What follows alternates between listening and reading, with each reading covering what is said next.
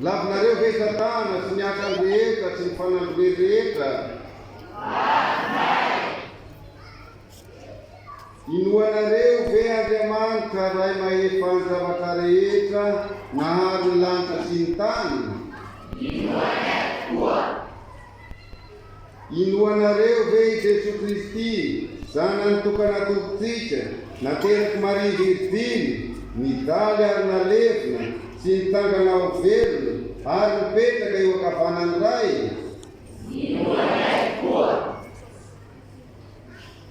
Inoanareo ve ny fanahy masina tompo loharanonaina omenanareo amin'ny fomba manokana anio amin'ny sakramentany fankaherezana toy nandraisany apôstôly azy tamin'ny andron'ny Pentekoty.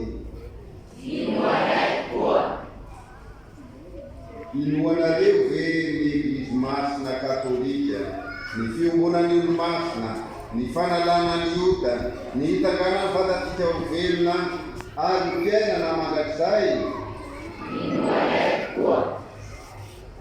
Zany no finoatsika, zany no finoan'ny fiangonana ka voninahitra hidorotsika ao amin'ny Jesosy Kristy tompontsika. Amen. Zao ary tonga fotoana hametrahanana sy angatahana amin'ny fanahy masina irotsaka aminareo.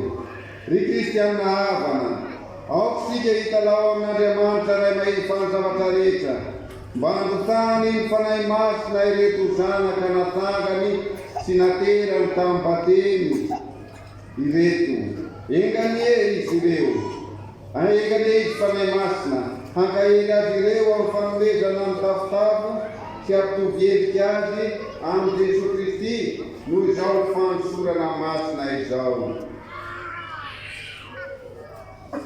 Ry Andriamanitra Andriananary ray Jesosy Kristy tomponaio,